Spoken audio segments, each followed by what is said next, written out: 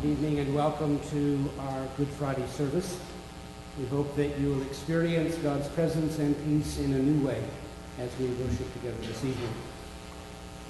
We encourage you to turn off your cell phones, if you could, so that would not interrupt the service. This service will be webcast, both live and will be archived in the next few days. Childcare is available in room 109 just off the social hall.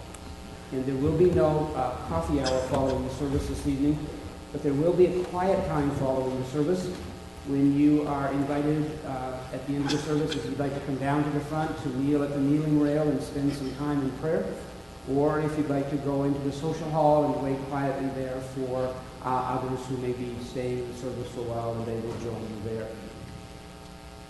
At the end of the service, we ask you to wait until the final musical piece from the mission is completed. And at that time, if you'd like to come to the rail or to leave, please do so. For those of you in the balcony, we ask that when you leave, if you could leave through these doors and stairs, that would be appreciated. On both of the side altars on the main floor and in the pulpit at the back, we have placed baskets with nails in them, and if you want to take one and to have that for you so that you can be using it as a vehicle for meditation and reflection over the weekend, please feel free to do so. We invite you to come back and to worship with us on Sunday at a variety of options. The sunrise service will be held by the lake at Ashbridges Bay.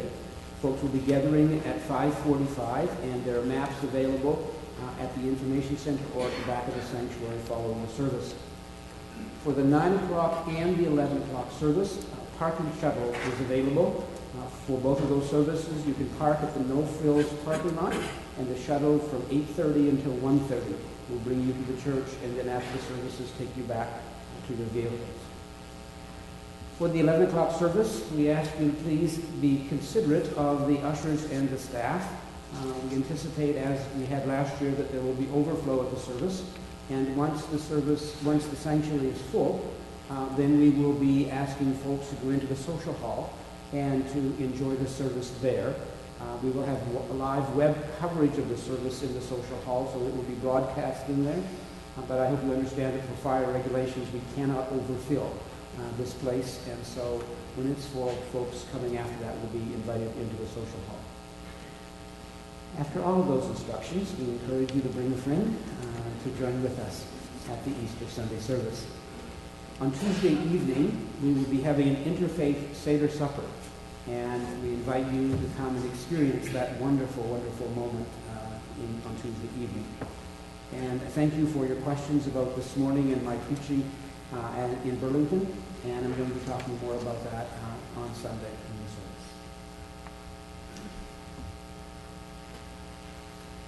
Let us continue now in our worship.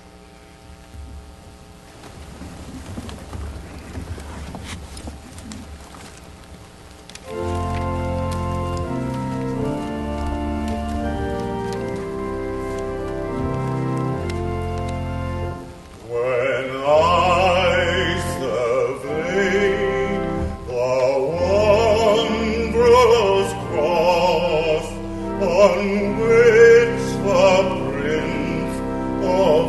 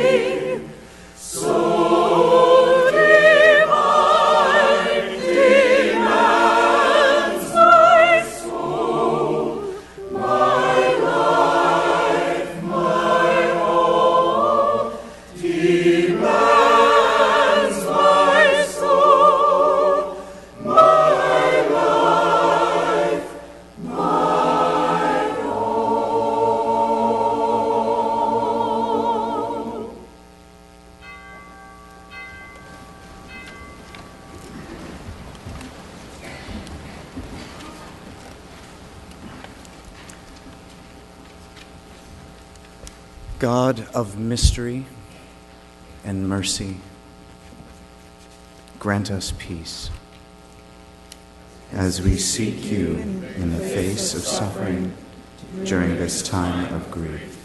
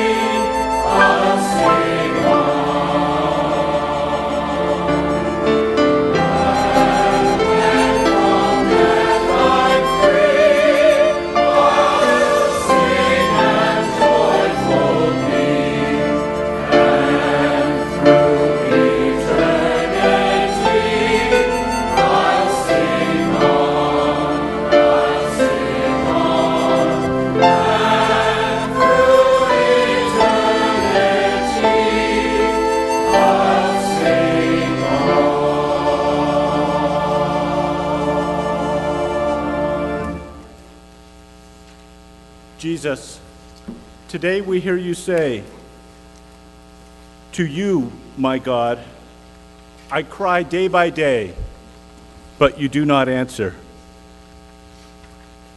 Today we hear you say, "Why are you so far from helping me, from the words of my groaning?" Today we see you poured out like water, laid in the dust of death. Jesus, holy is your name. Amen.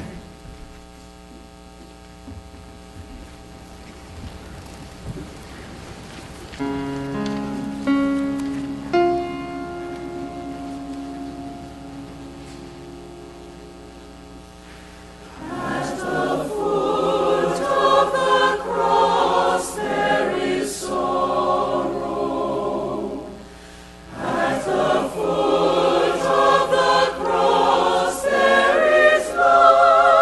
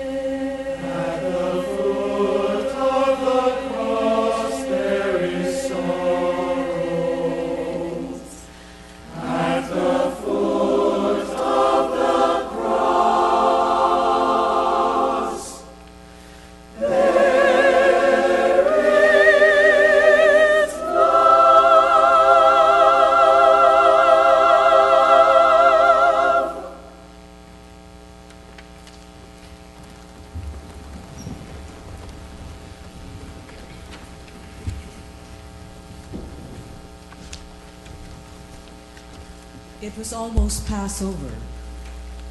The chief priests and the scribes were looking for a way to put Jesus to death, for they were afraid of his influence on the people.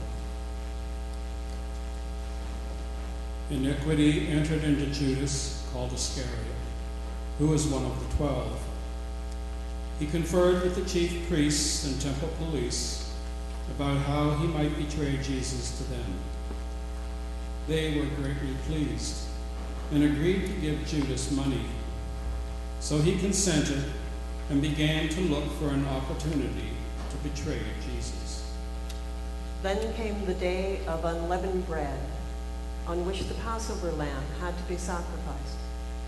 Jesus sent Peter and John, saying to them, "Go and prepare the Passover meal for us, that we may all share in the celebration together." Teacher, where do you want us to make preparations for it? When you enter the city, a man carrying a jar of water will meet you. Follow him to his home and say to him, "The teacher told us to ask you where we may eat our Passover meal." He will show you a large upper room. Make preparations there. Peter and John went and found everything as Jesus had told them it would be, and they prepared the Passover meal. When the time came, Jesus took his place at the table, and his family and friends joined him, women, children, and men, to share in the celebration together. During the meal, Jesus got up from the table, took off his outer robe, tied a towel around himself, poured water into a basin, and began to wash the disciples' feet and wiped them with the towel. After the meal was over, Jesus took bread, and after giving thanks, he broke it and gave it to all who were there. This is my body, given for you. Whenever you eat this, remember me. He then took the cup, and after giving thanks, said, The cup is to be shared by all of you. It is my very life essence. Whenever you drink this cup, remember me. Tonight, one of you will betray me, one who is here and has shared this meal with me. The disciples were greatly disturbed and began to ask who would do such a thing. An argument also arose among them as to who was the greatest among them. But Jesus said to them, The rulers and the officials of the Gentiles lord their power over people, but it is not to be so with you.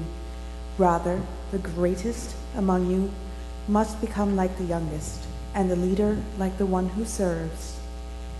You have stood by me in my trials, and there are more trials to come for all of us.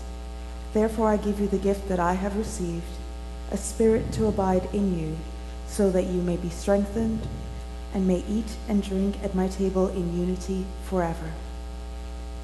Simon, Simon, listen. The adversary wants to sift you all like wheat, but I have prayed for you that your own faith may not fail, that you strengthen your friends as well. Teacher, I am ready to go to prison and even to death. I tell you, the cock will not crow this day until you have denied 3 times that you know me. Even if I have to die with you, I will never desert you. After singing a hymn, Jesus went out to the Garden of Olives, Gethsemane, and the disciples followed him. He took Peter, James, and John on further with him, then left them to keep watch, while he continued on a bit further alone.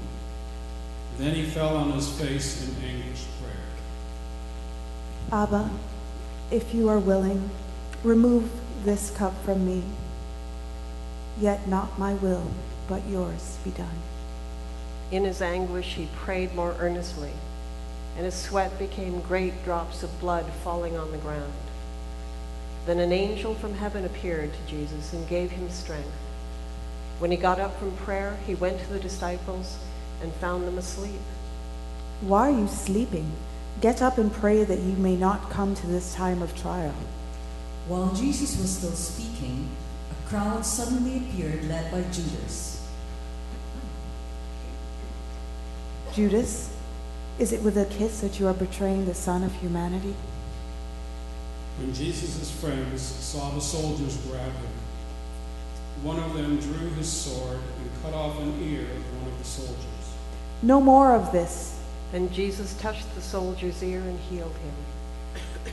Have you come out with swords and clubs as if I were a criminal? When I was with you day after day in the temple, you did not lay hands on me. But this is your hour and the power of darkness. Your actions are fulfilling the words of the prophets. Then they seized him and led him away, bringing him to the house of Caiaphas, the high priest. Peter followed at a distance and sat by the fire in the middle of the courtyard. This man was also with the Nazarene. No, I do not know him. A little later, someone else saw Peter and said, "You are one of his followers." I am not. About an hour later, still another insisted. Surely this man was also with him, for he is a Galilean. I don't know what you're talking about. At that moment, the cock crowed. Peter went out and wept bitterly. They took Jesus and began to mock him. Prophesy. They kept heaping insults on him. When day came, the assembly of elders gathered together and questioned him. If you are the Messiah, tell us. If I tell you, you will not believe me. If I question you, you will not answer. From now on, the Son of Humanity is seated at the right hand of God. Are you then the Son of God? You say that I am. What further testimony do we need? We have heard it ourselves from his own lips. So they took him before Pilate, the Roman governor. We found this man perverting our nation, forbidding us to pay taxes to the emperor, and saying that he himself is the Messiah, a king. Are you the king of the Jews? You say so. The chief priests were accusing Jesus of many things. So Pilate asked him again, Have you no answer to give? Look how many accusations they are making. Jesus remained silent. I find no basis for an accusation against this man. He stirs up the people by teaching them throughout all Judea, even to this place. When Pilate learned that Jesus was under Herod's jurisdiction, he sent him off to Herod. Herod was glad, for he had been wanting to see Jesus for a long time and was hoping to see him perform some sign or miracle. He questioned Jesus at length, but Jesus gave him no answers. The chief priests and scribes stood by, vehemently accusing Jesus. Now it was tradition at this time to pardon a prisoner and release him. The crowds were calling for a criminal named Barabbas to be released. Barabbas was in prison for mutiny, rebellion, and murder. You brought me this Jesus as one who was perverting the people. I have examined him in your presence and have not found him guilty of any of the charges you bring against him. Herod also found him innocent and sent him back to us. He has done nothing to deserve death. I will have him flogged and release him. No, no. Away with him. Release Barabbas instead. Yes, we want Barabbas. We want Barabbas! During the festival, it was tradition that one prisoner would be released from punishment. Barabbas had been in prison for insurrection and murder. Pilate, preferring to release Jesus, addressed the people again, but they kept shouting, And what of this Jesus? Crucify him! Crucify him! Why? What has he done? I have found no grounds for the sentence of death. I will have him flogged and release him. The mob kept demanding, and their voices prevailed. Pilate released Barabbas and handed over Jesus to be crucified. The soldiers led Jesus away.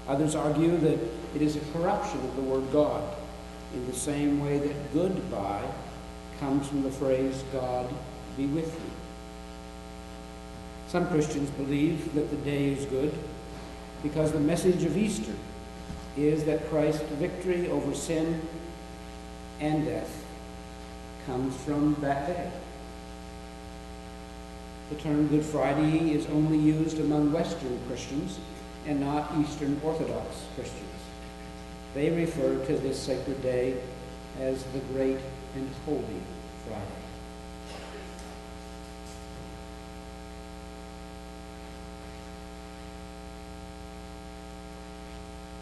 We began this week with Jesus entering into Jerusalem. Crowds praising him, hoping that he would lead a revolution, hoping that he would heal them, or maybe heal a relative or a friend that they brought because they heard the rumors that he healed thousands of people.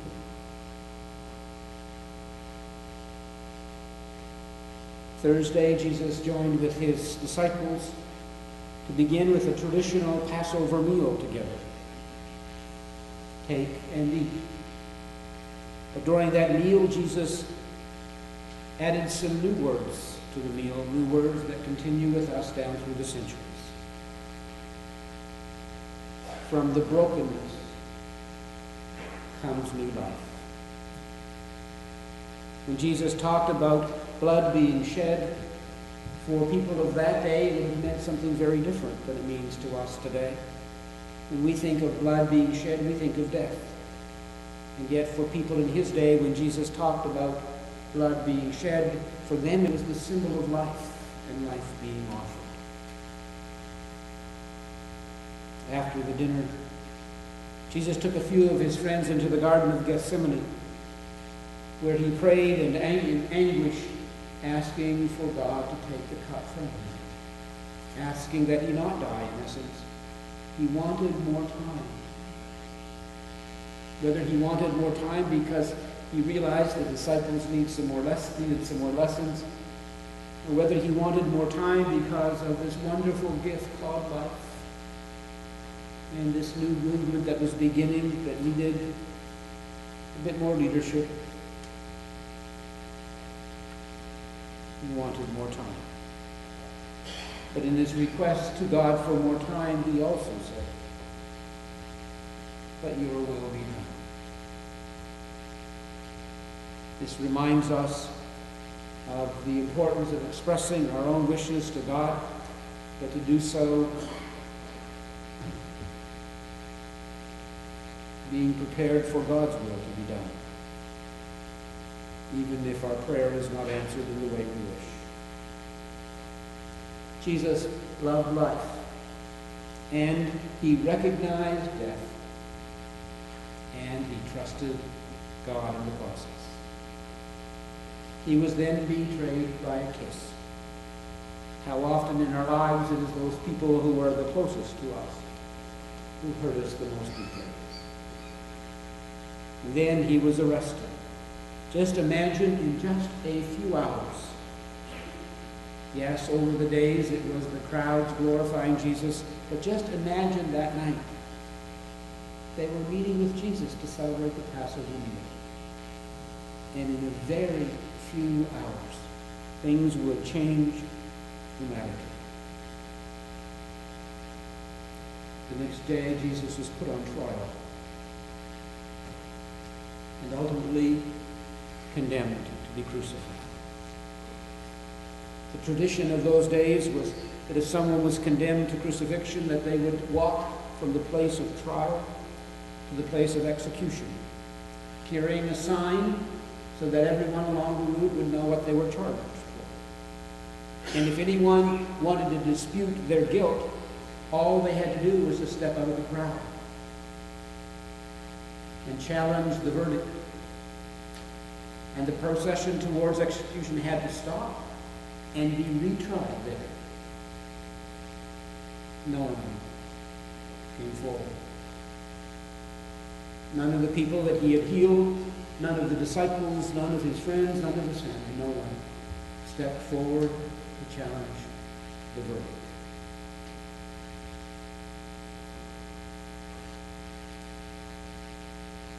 From the cross, Jesus echoed, my God, why have you forsaken me?" And for those of us not knowing the background, that sounds like Jesus was giving up on God. And yet Jesus was quoting from the 22nd Psalm, probably, that he had memorized as a young man. A 22nd Psalm that begins with this lament, my God, why have you forsaken me?" But it is the psalm of deliverance. It is the psalm of hope that recognizes despair, but also continues on to recognize God's deliverance. Into your hands, O God, I commit my spirit. At that moment, it seemed like spirit and body were separated, but as we know, separated only temporarily, to be reunited in some form in resurrection on Easter Sunday morning. At his birth, Jesus was created in the image of God, some would even believe to be God. He enjoyed his life in a traditional sense until he became an adult and began his ministry. He imparted his teachings to his followers, and he left and entrusted them with this new movement, this church, this hope. Did Jesus ever intend to start a new religion? Probably not. Probably his hope was to reform spirituality of his day.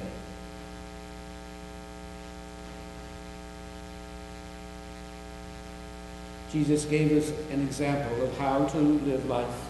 He did it even to the very end, when from the cross he was concerned about his mom.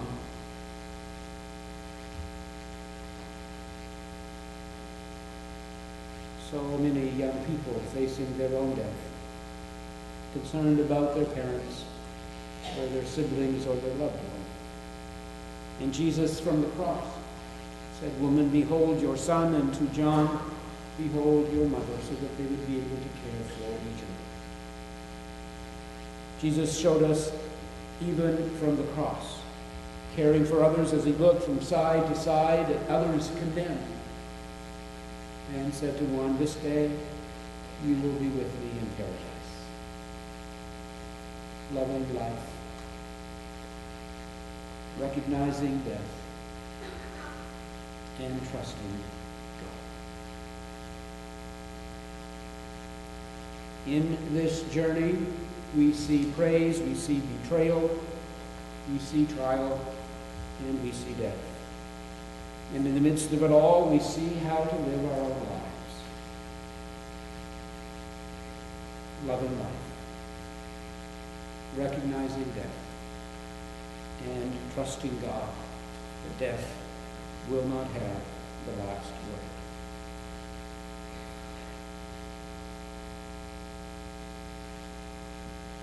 Jesus said that we, the church, will become the body of Christ. Times of brokenness among us. Times of praise and wonder and joy and loving life. Times of dealing with death. So frequent, coming to us as a surprise for people so young. Coming to us at expected moments at the end of a long life. Loving life, recognizing death, and trusting God through the process. I would hope that today, as we remember the life and the death of Jesus, that we will also, through his example, remember to love life, to recognize death, and to trust God, no matter what.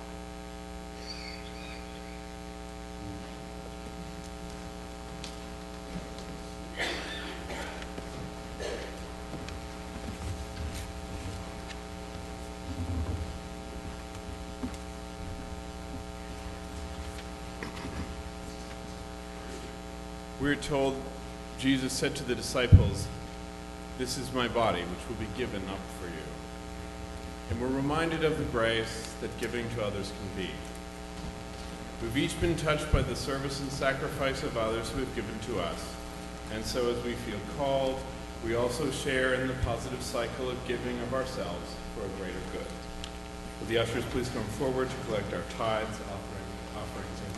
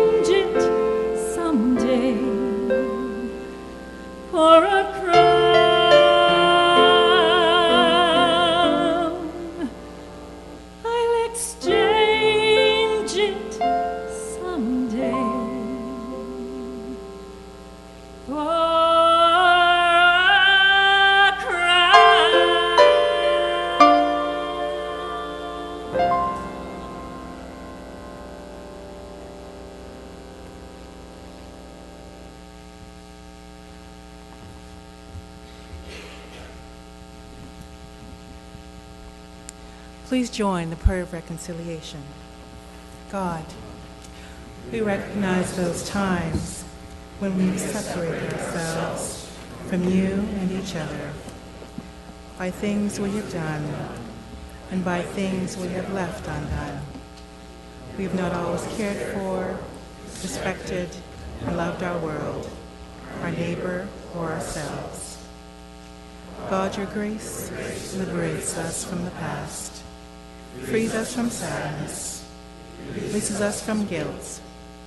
We open our hearts again to the renewal, the forgiveness, and the freedom you offer.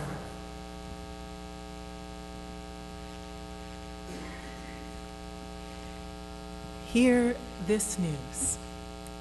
God saying to you, I make all things new.